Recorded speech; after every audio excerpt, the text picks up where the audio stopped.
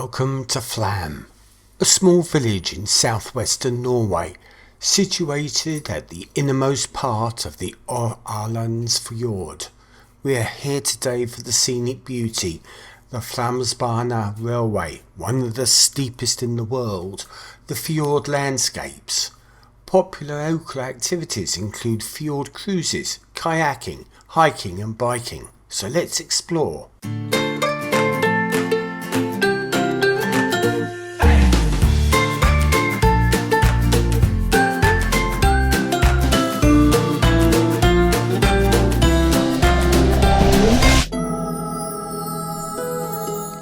Good morning and welcome back to the channel.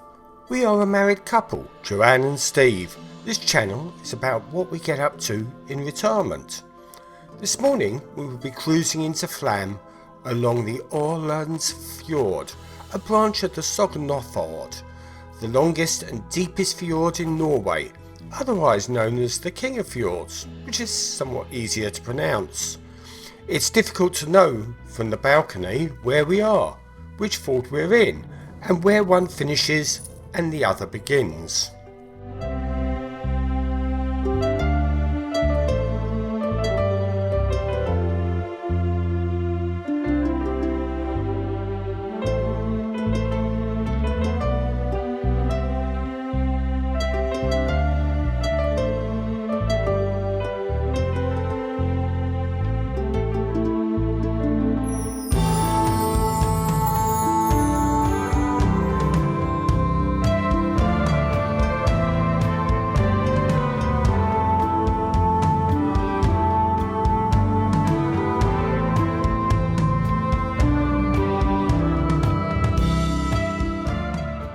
We have a bit of a dilemma.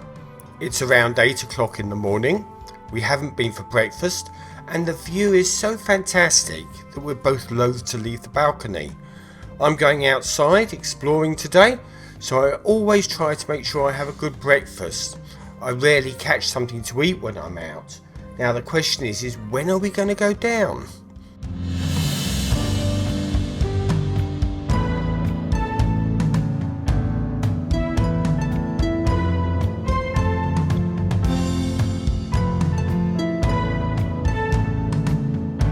We're going to stay on the balcony, I think, for about half an hour or so, taking these views before popping down to Lumine for a cooked breakfast. Hopefully there will then be time to take in the scenery as we arrive in port. At least that's the plan.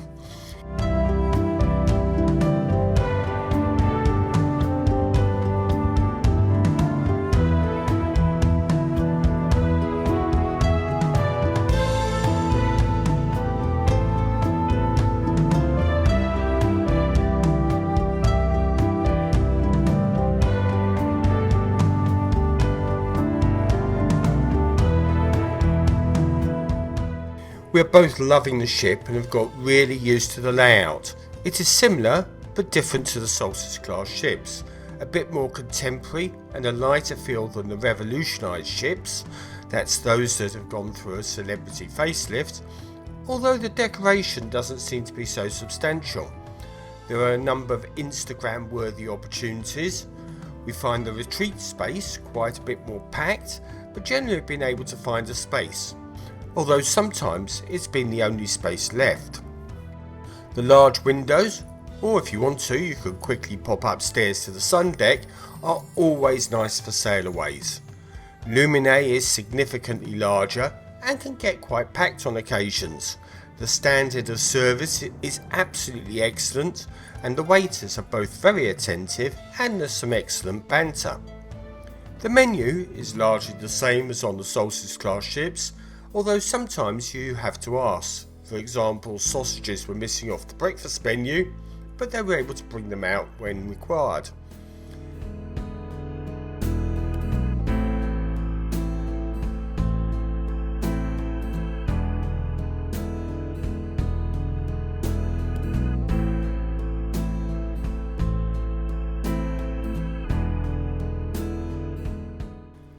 This is not a UNESCO site, but both fjords are known for their breathtaking and dramatic beauty. We cruised through towering craggy mountains, some up to 4,000 feet above the fjord, with lush greenery and charming pockets of civilization nestled along the shores. Aurlandsfjord is 18 miles in length, and Flam is located at the far end. The waters are calm and crystal clear, plunging in places to depths of over 3,000 feet. The width is around a mile wide. This is the Norway that we really love. Last night we went to the theatre and watched a UK band, I think they were from Liverpool, called UK Box. A quartet of harmonised voices who played Beatles and some more contemporary numbers, all accompanied by their ukuleles, creating a very unique style. Whilst typical of some of the acts that we see on the ship, it was very enjoyable, but not something we were allowed to film, so sorry about that.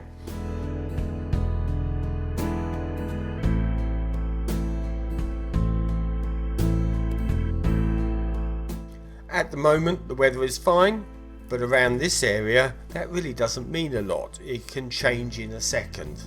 Sail away today is around 4 o'clock and we're just about to drop anchor.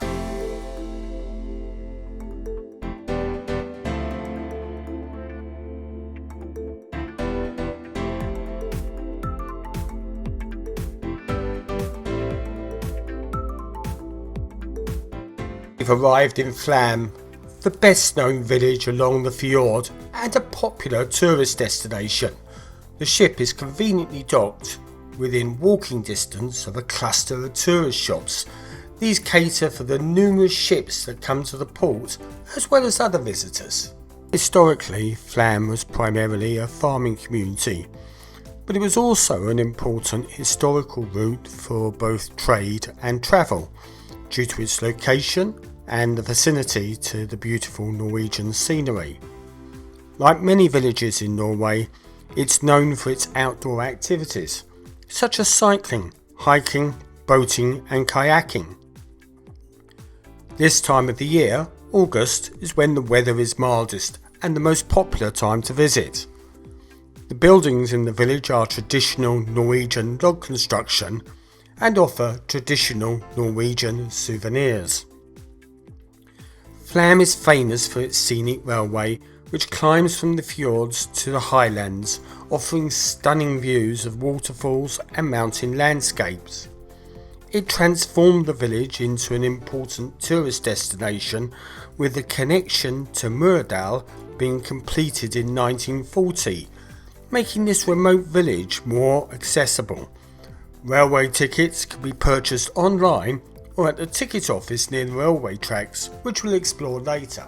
Access to a small gift shop is the Flam Railway Museum, Flamsbarna Museum, a fascinating attraction that provides a deeper look into the history, engineering and significance of the Flam Railway, one of the steepest and most scenic railways in Norway.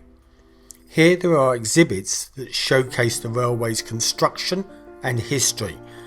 The museum tells the story behind this significant engineering achievement. Visitors can learn about the challenges faced by the engineers and the workers who built the line.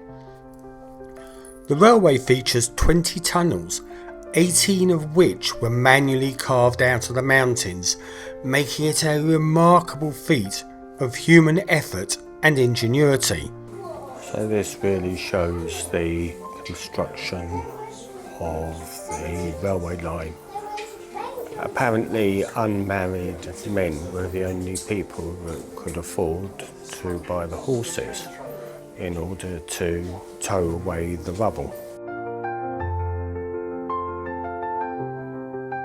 There are interactive exhibits, films and multimedia presentations that offer visitors a virtual experience of riding railway, and also on display are historical photos and documents which detail the construction of the railway, and these along with maps provide an insight into the planning stages.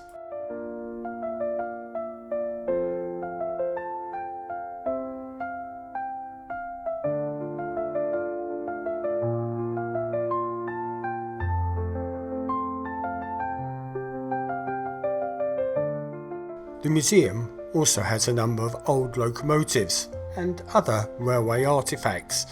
These include the steam and electric locomotives that once ran on the line. These exhibits give visitors a glimpse into the technology evolution of the railway. Additionally, you'll find various artefacts like tools, equipment, signals and uniforms used by the railway workers over the years.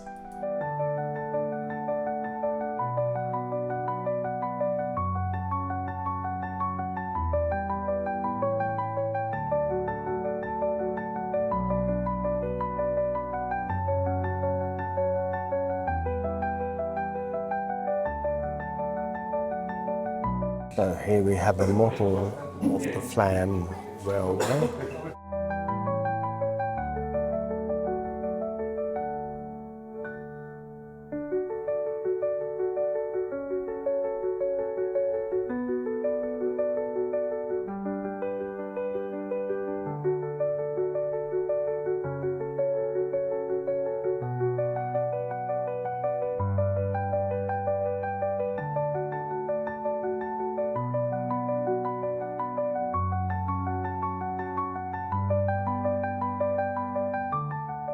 So here we are at the Flam Railway Museum, which is a museum, as you can tell, dedicated to railways and their construction. A lot of interesting stuff from the motorbikes they obviously used to use on the tracks to locomotives, and then some scenes with museum dummies that basically depict what life would have been like at the turn of the century and with the railways. I wouldn't describe us as railway enthusiasts. That said, we do seem to have visited a few railway-focused events and museums recently. This museum is an excellent way to deepen our understanding of one of Norway's iconic attractions. It was entirely free and a good use of 30 minutes. I was also able to shelter from the rain.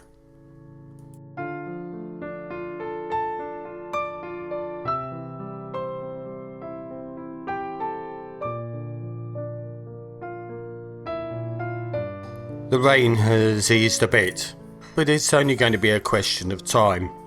Now, there are two ways I could go from here. I could either go past the tourist shops and restaurants, over an Anderson type bridge that crosses the river, and there's a nice beach and a kayaky hire place over there. Or, and as I decided, I'd push on round the headland, past the marina, and there's some lovely houses that sit on top of boat houses. I can then walk up to a little remote house I know to get a bit of exercise. It's quite a nice walk, but as everybody knows, it's going to rain at some point. We're just watching some rigid inflatable boats, or ribs as they're known, go off on an adventure cruise. Flam is well known for offering a wide range of boat tours, allowing visitors to get up close to the fjords. That includes a local UNESCO site that's nearby. There are numerous local companies, each with their own offerings. There's one which is called Vision of the Fjords, which offers an all-electric boat which is really quiet and a much more sustainable way to take in the natural beauty of the region, and we discussed a bit about that in the last vlog.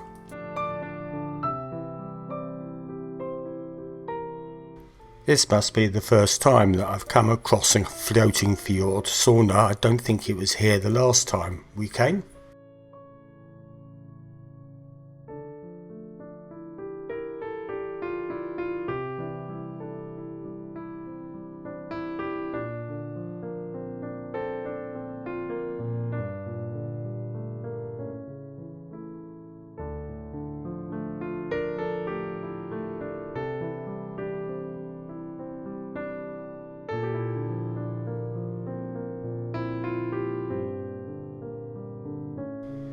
These are the houses with the boathouse underneath that I referred to earlier, and they're available to rent. They have 3 bedrooms, sleep 6, and have fantastic views over the fjord and surrounding mountains. The rental includes a boat with a small outboard motor. They certainly take their wild water swimming seriously. I wonder what temperature the water is. Didn't feel particularly hot.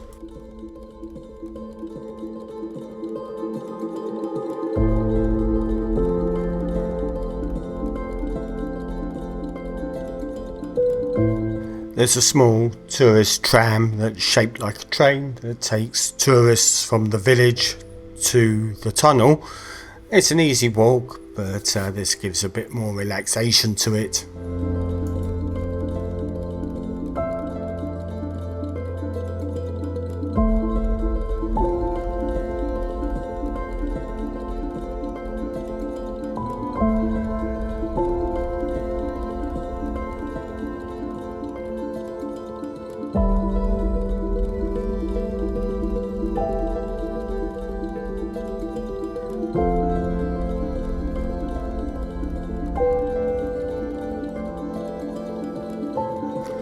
This is the Flam Marina, which serves as a docking point for boats and yachts. It offers rental boat services such as moorings, docking and visitors amenities. There are also some nice furnished apartments here, as well as a restaurant and a cafe with outdoor seating overlooking the fjord. It becomes a nice place to get a meal or drink if the weather's fine.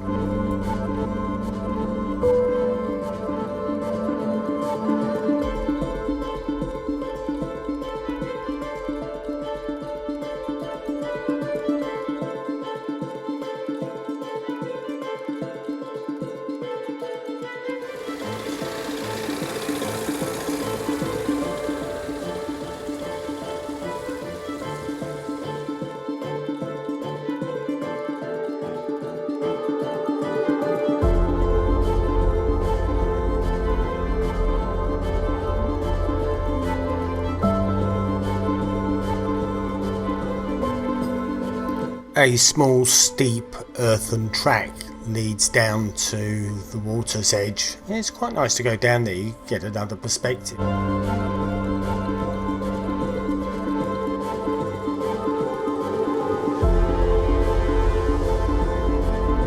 And that's the path I came down.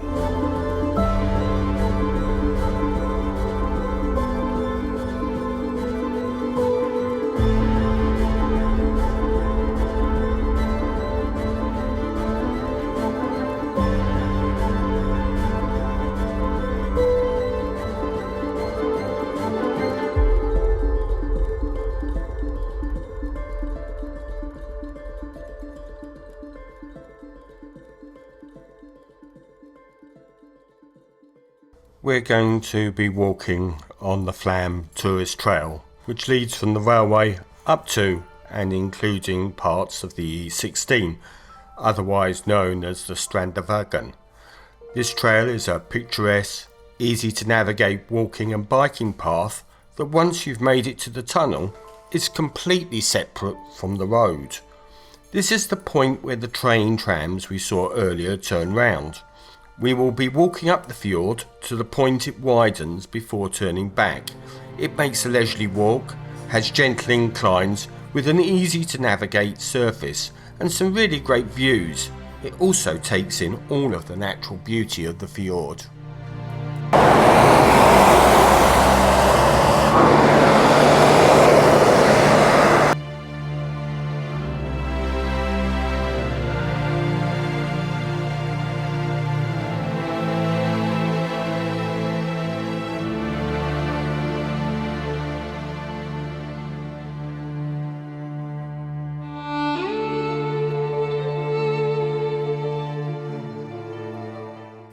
This is another small boat harbour or marina.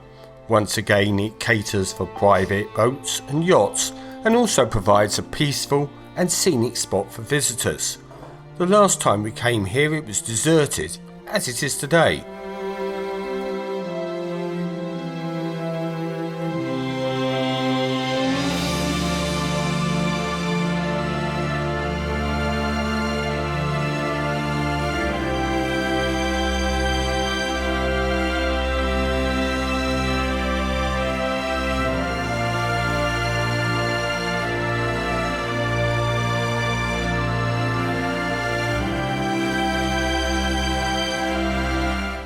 Following a period of economic hardships and limited agricultural opportunities, there just wasn't the farmland to hand down to future generations in Norway.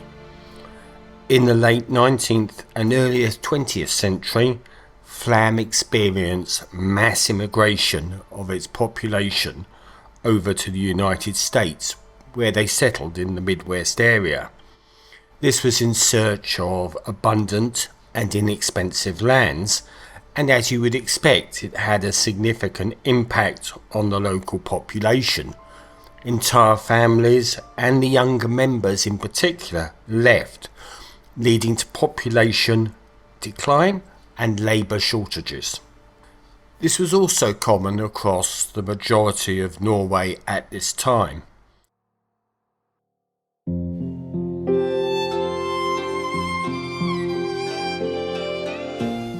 This is absolutely lovely. My idea of bliss, a sauna on the edge of a fjord in the middle of nowhere. I guess they use the fjord as a plunge pool.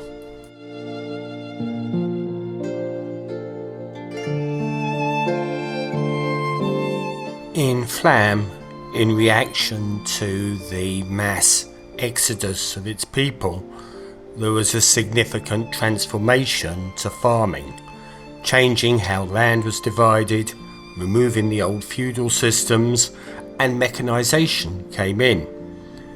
It also changed the local economy from one of bartering to a more monetary focus.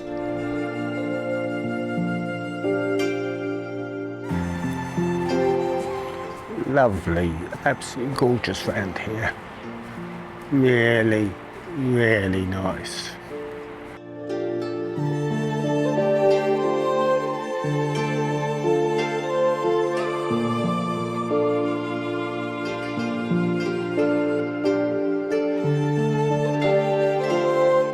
It's gorgeous round here.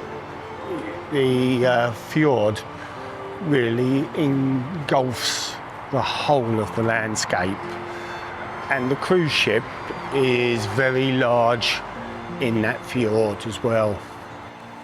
So I'm just sort of continuing on my walk, going round the ship and along the path. I'm going to walk up, there's a small house up here, I'll walk up to there and then I'll turn round. It's about midday and we have an on-board time of 3 o'clock, so I'll get shot if I don't make it back for then.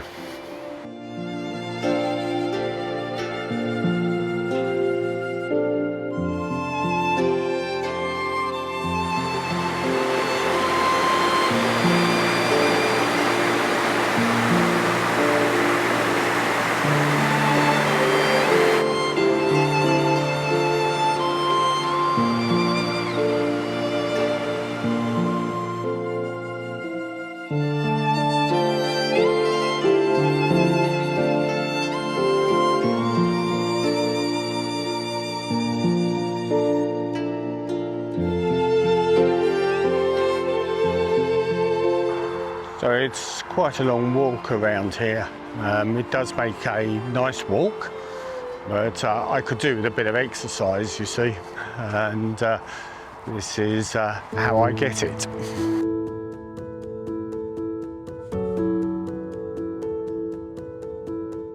This is the second time that we've been to Flam, and really enjoyed it last time. Looked, as I did this time, looked around the railway museum. Never really gone outside Flam. I've always found it to be quite a pleasant place just to look around.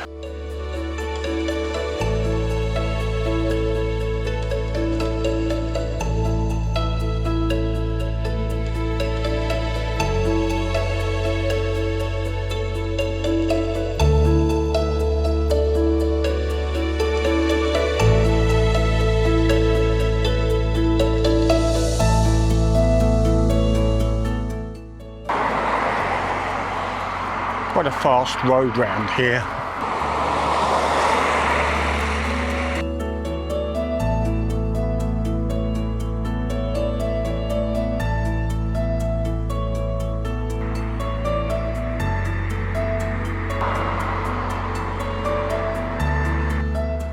Right, I'm now turning round and making my way back towards the ship.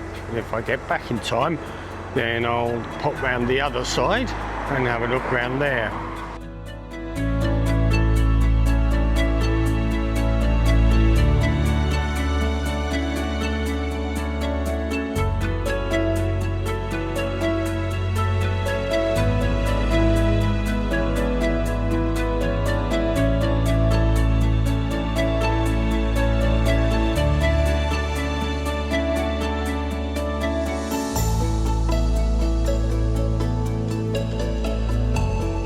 On the right hand side you can see the headland that I've just walked round.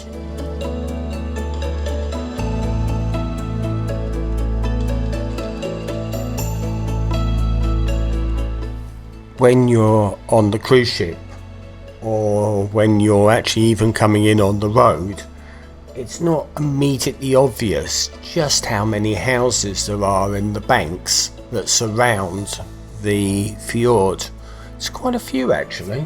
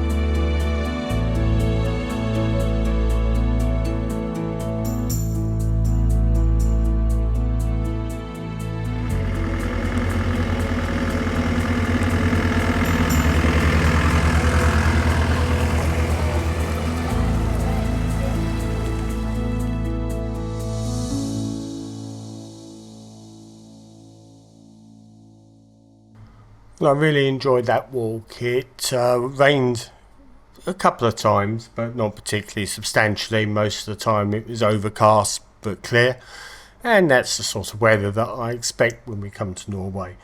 But had a really nice walk, nice exercise, nice views. Thoroughly recommend that if you're in this area that you do try the tourist walk, tourist trail, as it's a great experience.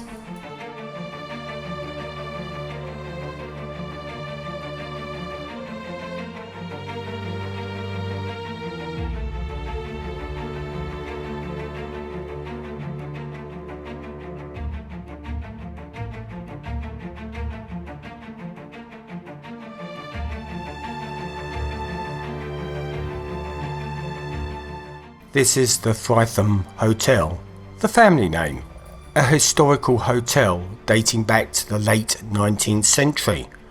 Originally a farm and guest house, it accommodated travellers arriving and leaving by steamboat. In the early 20th century, at the time of the mass exodus, many of the Norwegians who were emigrating would stay here before heading to Bergen and then onwards to America. It has since been expanded and modernised whilst retaining its historic charm. This is the Anderson Bridge that I talked about earlier, and as you can probably guess, I've got ample time to have a look over the other side of the village.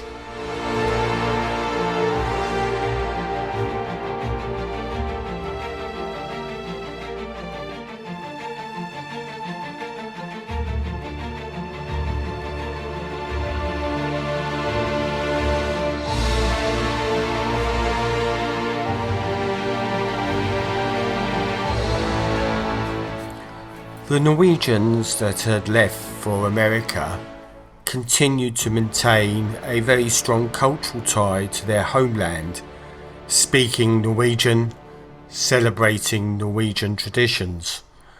The descendants of these immigrants still live in those regions today, and many visit Flam to explore their family roots as a way of connecting with their heritage and finding the landscapes where their ancestors once lived.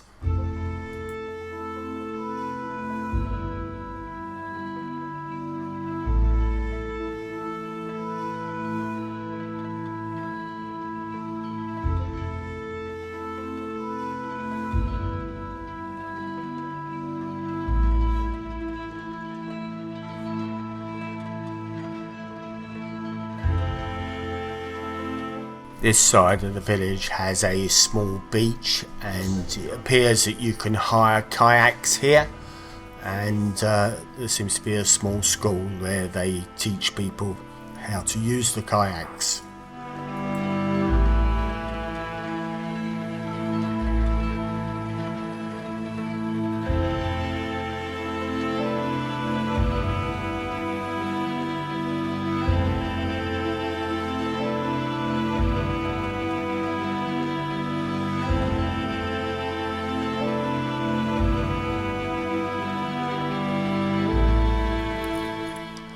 The last time I came here I didn't really get to explore this area much, so I decided to go up one of the trails and just see where that ended up leading us.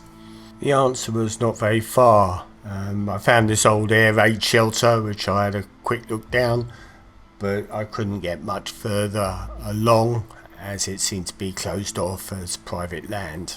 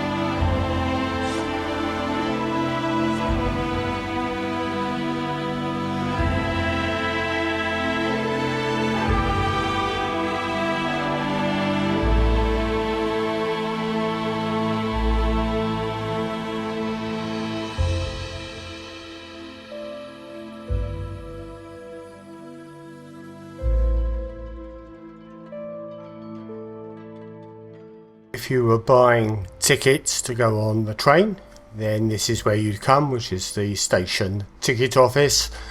However, we came in fairly late in the day, and all of the trains that were going out at this time were fully booked. You could not get tickets for them according to the screens that were at the entrance. We're the only cruise ship in port, and it was far too late for anyone to take a train journey, so the number of visitors that come here via other means must be quite considerable. Time for me to get back on board and to meet up with Joanne. I think we're going to the retreat and just watching the sail away.